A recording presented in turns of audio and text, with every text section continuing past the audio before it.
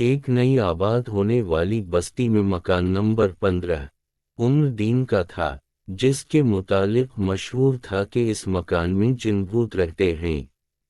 اس محلے میں 30 مکانات تھے۔ عمر دین نے مکان پر رنگ روغن کروا لیا تھا۔ اتوار کے دن ایک ٹرک میں سامان آیا۔ نئے آنے والے کرایہ دار کا نام ملک ہدایت اللہ تھا۔ ملک صاحب نے دوسرے دن ایک گائے ذبح کر کے تمام گوشت پورے محلے میں تقسیم کر دیا۔ ملک صاحب بہت سخی انسان تھے۔ غریبوں کو کھانا کھلانا، مصیبت میں ہر ایک کی مدد کرنا، ہر نیک کام میں بڑھ چڑھ کر حصہ لینا ملک صاحب کی خوبی تھی۔ ملک صاحب دولت مند آدمی تھے۔ وہ اس غریب محلے میں صرف اس لیے کرائے پر آئے تھے کہ وہ غریبوں کے کام آ سکیں۔ چاہتے تو کسی اچھے علاقے میں بہترین مکان بھی خرید سکتے تھے۔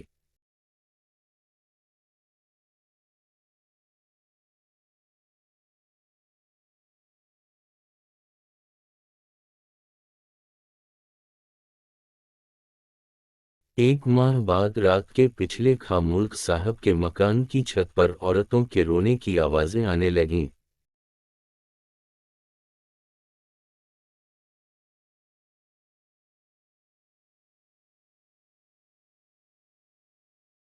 پڑوس کے لوگ ڈر گئے۔ ملک صاحب کے پاس ایک پستول اور ایک دونالی بندوق تھی، مگر ملک صاحب نے جلد بازی کا مظاہرہ نہیں کیا۔ ملک صاحب سوچ رہے تھے کہ صرف رات کو ہی بھوت مکان کی چھت پر آ کر شور مچاتے ہیں۔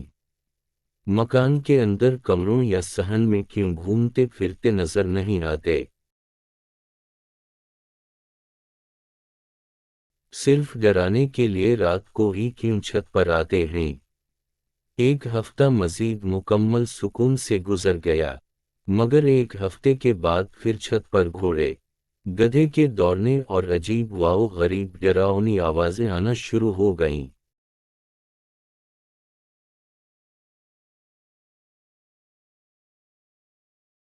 ایک ہفتہ مکمل خاموشی رہی۔ ملک صاحب نے چھت پر 2-3 ٹوٹی پھوٹی لوہے کی الماریاں رکھ کر الماریوں کے پیچھے 3 کرسیاں بھی رکھ دیں۔ چھت پر جب بھی بڑی بڑی لائٹس ملک صاحب لگواتے دوسرے دن ہی وہ ٹوٹ جاتی اور چھت پر مکمل اندھیرا ہی رہتا۔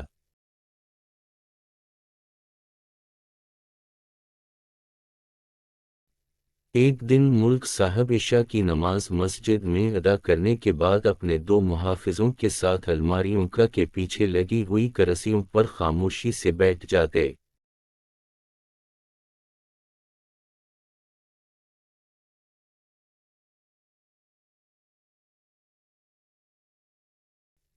دائیں بائیں دونوں طرف محافظ اور درمیان میں ملک صاحب بندوق لے کر بیٹھ جاتے۔ ملک صاحب نے محافظوں کو سمجھا دیا تھا کہ گولی نہ چلانا۔ 2 دن گزرنے کے بعد رات کے پچھلے کھا انہوں نے ایک سایہ چھت کی دیوار پر دیکھا۔ ملک صاحب اور ان کے ساتھی ہوشیار ہو گئے، مگر وہ چاہتے تھے کہ سایہ ذرا نزدیک آ جائے۔ ملک صاحب اور ان کے ساتھیوں نے مکمل خاموشی اختیار کی، مگر اپنی اپنی پستول اپنے اپنے ہاتھوں میں مضبوطی سے سنبھال لیں۔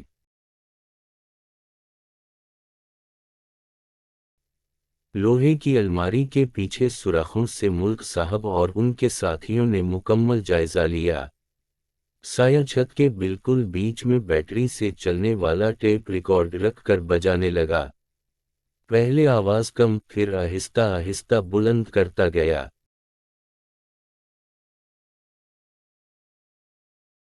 ملک صاحب نے ایک ہوائی فائر کر دیا۔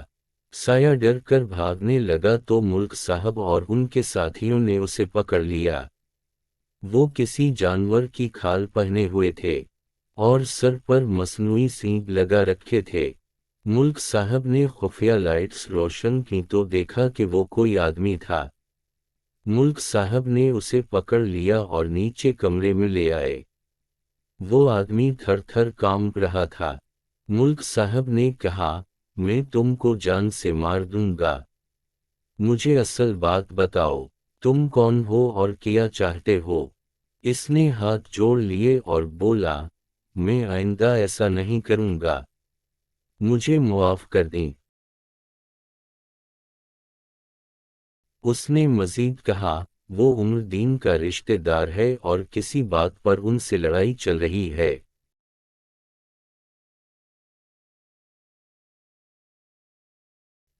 ہم یہ مکان اس سے کرائے پر لینا چاہتے ہیں، لیکن عمر دین کی ضد ہے کہ وہ ہمیں نہیں دیں گے، لہذا ہم نے ان کے کرائے دار بھگانے کا یہ طریقہ اختیار کیا تھا۔ اس نے ملک صاحب سے درخواست کی کہ وہ اس بات کا تذکرہ کسی سے نہ کریں، ہماری عزت کا خیال کریں، ورنہ ہم بہت بدنام ہو جائیں گے۔ ملک صاحب نے کہا، تم فکر نہ کرو، میں کسی سے بھی اس بات کا ذکر نہیں کروں گا اور تمہارا مسئلہ حل کرنے کی کوشش کروں گا۔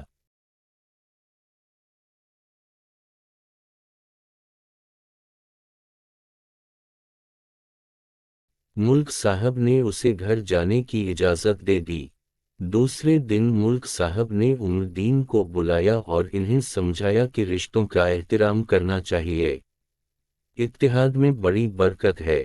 آپ کے جو رشتہ دار آپ سے یہ مکان کرائے پر لینا چاہتے ہیں، میری ضمانت پر آپ انہیں دے دیں۔ اسی گلی میں ایک اور مکان خالی ہو رہا ہے، میں وہاں منتقل ہو جاؤں گا، اپنے اس رشتہ دار سے اختلاف ختم کر دیں، اسی میں اللہ برکت دے گا۔ دوسرے دن ملک صاحب نے دونوں خاندانوں کو اپنے گھر بلایا اور ان کی صلح کروا دی۔ عمر دین کے رشتہ دار ملک صاحب کے اس سلوک سے اتنے متاثر ہوئے کہ انہوں نے کہا کہ ہمیں خوشی ہوگی کہ آپ اسی گھر میں رہیں۔ عمر دین سے صلح ہو گئی ہے، یہی بات سب سے اچھی ہے۔